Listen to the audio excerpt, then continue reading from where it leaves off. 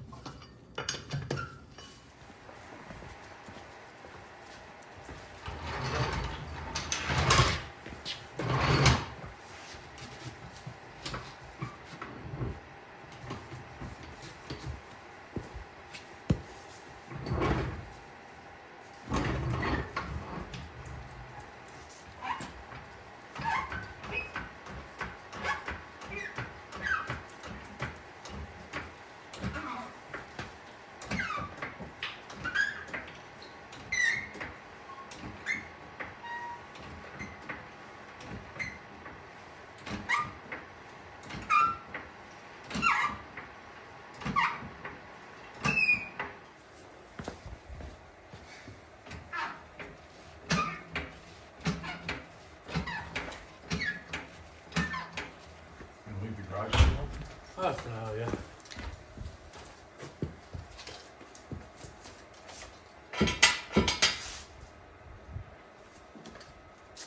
You're running a post office. Okay.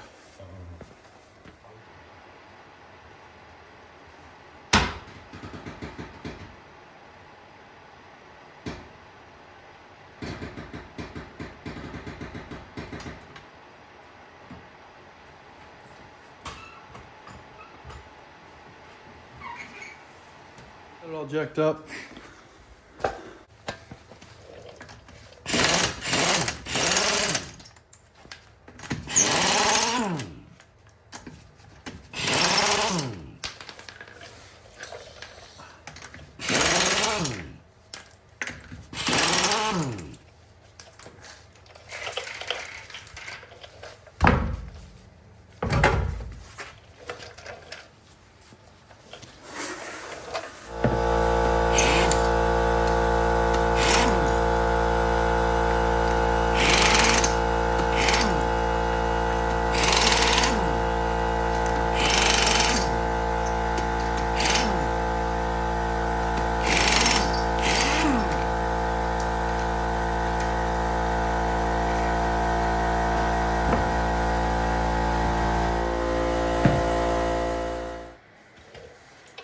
Alright, so we got the wheels off, so there's a few things that we want to take off that'll help us remove the rack. So the first one being is just this outer tie rod.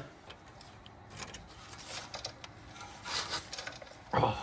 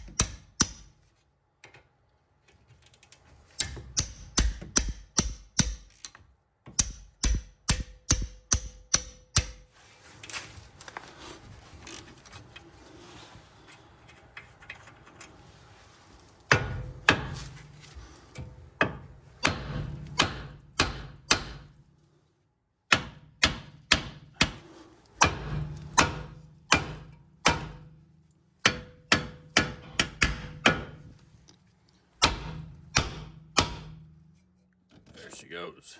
So I forgot to mention, before you start ripping it up, which I did, just run your seatbelt through the wheel like that. That'll keep the wheel nice and straight.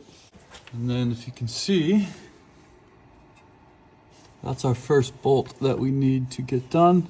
Okay, so we were able to break it loose. I just got my socket, or my ratchet on there. All right, so we got that driver's side bolt out for the rack.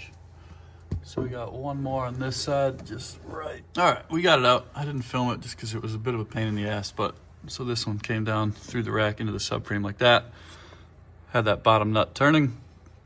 Had my dad hold the top one and I turned it out. So we got it out. The rack is free. So the last thing I need to be able to do is in here, under that rubber boot, you can kind of see that light gray just above that. There's going to be I think it's a 12 mil that kind of holds the lower part of the intermediate shaft. That's what connects it into the rack.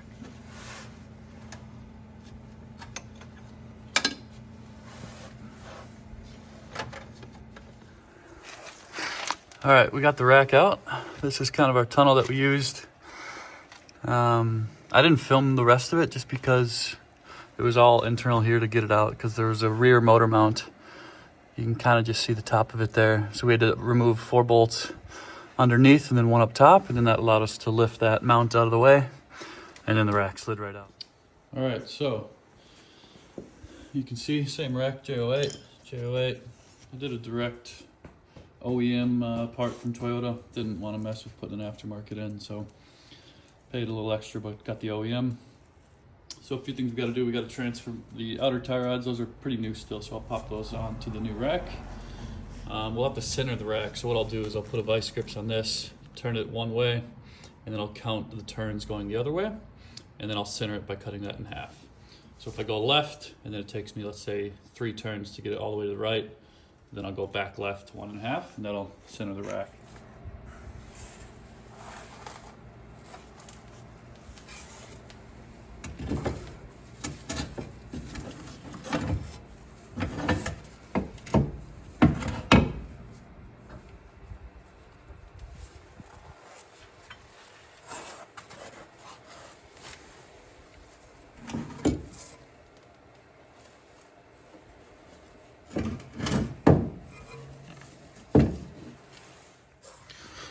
Probably difficult to see, but got the new rack in, so I just need to connect, let's see, the lower shaft of the intermediate shaft comes right onto the top of the rack. You can see it there. So almost got it on, just need it to slide down a bit more before I use the pinch bolt to clamp it on, and then we can start putting everything back together. All right, so we got the rack seated onto the lower shaft there. Snugged up our pinch bolt, and then you can see that light coming through that hole. I know it's blurry, but I'll see if I can zoom in. So that's the rear motor mount. I think they call it the rear motor insulator, but that was 5 bolts, including 1 coming through that tunnel, and then 4 from the bottom. And I couldn't get the bolt back in because the motor had probably shifted weight down, maybe like a 1/4 inch. So I just put this pry bar underneath this piece here, which is attached to the motor, and that allowed me, you can see it raise. That brings it up just enough where I can now get that bolt back through. All right, it's gonna be hard to see. I'm all the way underneath the car here. So I'm just remounting the 4 fasteners, well 5 including the one up top, but the 4 fasteners on the bottom that hold the rear motor mount. So there's 2 here, inside there. Well, the second one's there, and then the other 2 are right here. All 4 are 17. The last thing that I needed to do was get that that boot cover that goes to the lower part of the intermediate shaft and extends down into the rack. And that ended up being probably the hardest part of the job, just because there's not really any room to get into it without dropping the subframe. So it's doable, but I had to have my dad basically spend, I don't know, half a day with me finagling with it and trying to get it back on. And there's a really precise way to get it to clip back into the firewall right underneath your brake pedal. And yeah, you have to put that on before you mount the pinch bolt. So in my video, I had the pinch bolt already reconnected on from the shaft, and I had to take it back off to get the boot on, and then I would have to try to reconnect it while the boot is, you know, really in the way. So that was the most annoying part of it, but it is doable without dropping the subframe. Like I said, the only thing that I got out of the way was that rear motor insulator, and it was just those 5 bolts that I mentioned earlier in the video.